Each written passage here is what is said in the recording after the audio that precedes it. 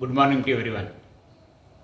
Today I am going to give very good news for graduates as well as ITI holders. There is a recruitment notification from RRB, Railway Recruitment Board. Indian railways ಅವರಿಂದ ಒಂದು big news ಬಂದಿದೆ. Graduates ಮತ್ತು ITI holders ಅವರಿಗೆ technician grade 1 ಪೋಸ್ಟ್ಗಳು ಮತ್ತು technician grade 3 ಪೋಸ್ಟ್ಗಳನ್ನು ಸುಮಾರು 6557 ಪೋಸ್ಟ್ಗಳನ್ನು going to recruit in this year.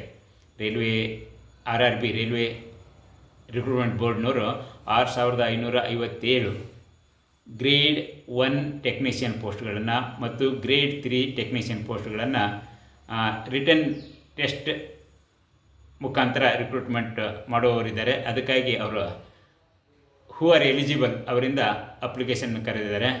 ಇಲ್ಲಿ last date is 29th of this month, July 29th is the last date. Age limit for this recruitment 18 to 30. ಇಲ್ಲಿ age limit 18 to 30, but relaxation is given to reservation candidates. 5 years for SC ST, 3 years for OBC, for ex servicemen. ಆ ಥರ government rules ಪ್ರಕಾರ age relaxation ಇರುತ್ತೆ. Even reservation ಕೂಡ SC ST, OBC, EWS, physically handicap and then ex servicemen quota reservation ಇರುತ್ತೆ. ಅದಕ್ಕಾಗಿ who are from Karnataka, ಯಾರು ಕರ್ನಾಟಕದ ಕ್ಯಾಂಡಿಡೇಟ್ಸ್ಗಳಿದಾರಲ್ಲ, ನೀವು ಕರ್ನಾಟಕದ certificate, category certificate, especially OBC ಅವರು ಕೆಟಗರಿ ಸರ್ಟಿಫಿಕೇಟನ್ನು ಹಾಕಬೇಡಿ. ಅದರ ಬದಲು OBC NCL, OBC non creamy layer ಸರ್ಟಿಫಿಕೇಟನ್ನು ತೆಗೆದುಕೊಂಡು ಅದನ್ನು if you enclose you will get the reservation facilities. Karnataka ಗೌರ್ಮೆಂಟ್ನ ಕೆಟಗರಿ ಸರ್ಟಿಫಿಕೇಟ್ ಅಥವಾ ಇನ್ಕಮ್ ಸರ್ಟಿಫಿಕೇಟನ್ನು ನೀವು ಈ ಅಪ್ಲಿಕೇಶನಲ್ಲಿ ತೋರಿಸಿರಿ ಅಂದರೆ you will not get any reservation, it will be rejected. ಅದೇ ರೀತಿ ಜನರಲ್ ಮೆರಿಟ್ನವರು whose income is less than 8 lakhs, who are coming under general category in Karnataka, whose family income is less than 8 lakhs, if they produce income certificate or EWS certificate, they will get 10% of reservation ಅಂತ ಹೇಳ್ತೇನೆ. ಅದಕ್ಕಾಗಿ OBC NCLನವರು ಮತ್ತು EWS ಕೆಟಗರಿಯವರು from Karnataka ಅವರು proper ಸರ್ಟಿಫಿಕೇಟನ್ನು ತೆಗೆದುಕೊಂಡು if they apply with those relevant certificate they will get reservation according to government of India rules. ಇನ್ನು education qualification ಬಗ್ಗೆ ಹೇಳ್ತೀನಿ. ಟೆಕ್ನಿಷಿಯನ್ ಗ್ರೇಡ್ 1 ಪೋಸ್ಟ್ಗೆ BSc ಅಥವಾ any graduation in physics, electronics, computer science or information technology, ಈ ಸಬ್ಜೆಕ್ಟ್ಗಳಲ್ಲಿ ನಿಮಗೇನಾದ್ರು BSc ಅಥವಾ other ಡಿಗ್ರಿಗಳಿದ್ದರೆ you can apply. Next ITI holders, ITI ಜೊತೆಗೆ they should have national apprenticeship certificate, NAC, ITI plus NAC ಸರ್ಟಿಫಿಕೇಟನ್ನು they should have before applying the post.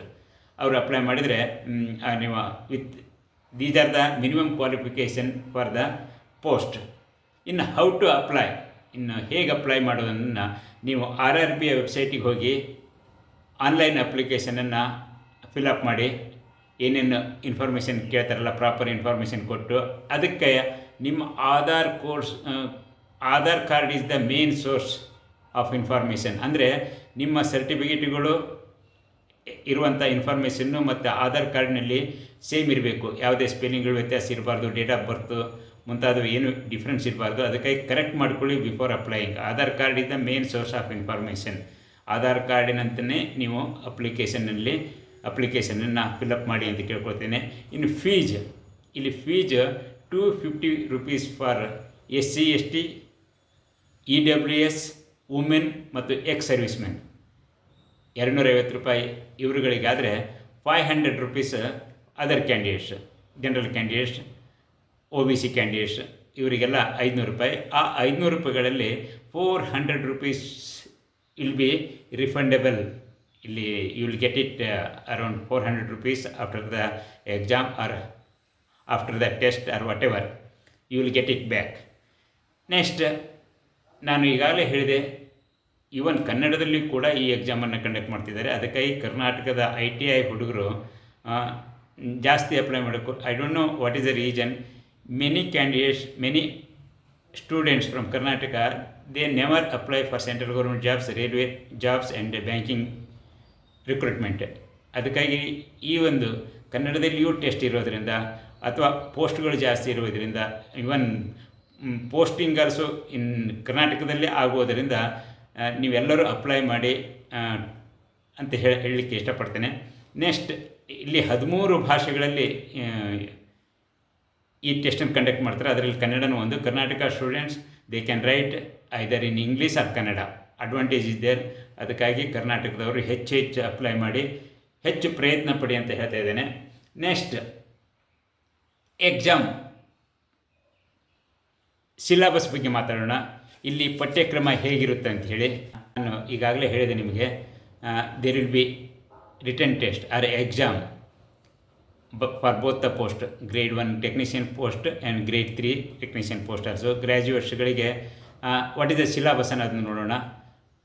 ಆ syllabus ಏನಂತಂದರೆ, awareness, general awareness and general intelligence, reasoning, basic computer and basic science for 100 marks. ಇಲ್ಲಿ ನೋಡಿ, general awareness, general intelligence, reasoning, basic computer science knowledge, basic science knowledge, ಇದನ್ನು ಈ ಸಬ್ಜೆಕ್ಟ್ಗಳ ಮೇಲೆ, ಈ ಒಂದು ಬೇಸಿಕ್ ಆಧಾರದ ಮೇಲೆ there will be 100 questions for 100 marks. ಅದಕ್ಕಾಗಿ ನೀವು ಇದನ್ನು ಡಿಟೇಲ್ ಇನ್ಫಾರ್ಮೇಷನ್ ನೀವು RRB ವೆಬ್ಸೈಟ್ನಲ್ಲಿ ನೋಡಿ. ಇನ್ನು ಅದೇ ರೀತಿ ಟೆಕ್ನಿಷಿಯನ್ ಗ್ರೇಡ್ 3 ಅಂದರೆ ITI ಆದವರಿಗೆ ಏನು ಸಿಲೆಬಸ್ ಇರುತ್ತೆ, ಅದರ ಟೆಸ್ಟ್ ಬೇಸ್ಡ್ ಆನ್ ವಾಟ್, ಅದನ್ನು ನೋಡೋಣ. ನಿಮಗೆ general mathematics, general intelligence, reasoning, general science and general awareness, ಇವುಗಳ ಮೇಲೆ, ಅಂದರೆ ಇನ್ನೊಂದು ಸಲ ಹೇಳ್ತಿದ್ದೇನೆ, mathematics, general awareness, general intelligence, reasoning, general science, ಇವುಗಳ ಮೇಲೆ there will be 100 questions for 100 marks. ಅದಕ್ಕಾಗಿ ನೀವು ಇದನ್ನು ನೋಡಿಕೊಂಡು ಫುಲ್ ಡಿಟೇಲ್ ಇನ್ಫಾರ್ಮೇಷನನ್ನು ನೀವು RRB ವೆಬ್ಸೈಟಿಗೆ ಹೋಗಿ ತಿಳ್ಕೊಂಡು before 29th of this month ನೀವು ಅಪ್ಲಿಕೇಶನ್ನ ಹಾಕಿ ಅಂತ ಹೇಳ್ತಿದ್ದೇನೆ. ಕರ್ನಾಟಕದಿಂದ ಜಾಸ್ತಿ ಅಪ್ಲಿಕೇಶನ್ ಹೋಗಲಿ, ಆ ಒಂದು ಉದ್ದೇಶನೂ ಈ ವಿಡಿಯೋದರ ಮಾಡುವುದರ ಹಿಂದೆ ಇದೆ ಅಂದ್ಕೊಳ್ತೀನಿ. ಯಾಕಂತಂದರೆ ನನಗೆ ಗೊತ್ತಿದ್ದ ಹಾಗೆ ಸೆಂಟ್ರಲ್ ಗೌರ್ಮೆಂಟ್ನಲ್ಲಿ ಕರ್ನಾಟಕದವರ ಸಂಖ್ಯೆ, ಕನ್ನಡಿಗರ ಸಂಖ್ಯೆ ವೆರಿ ಫ್ಯೂ.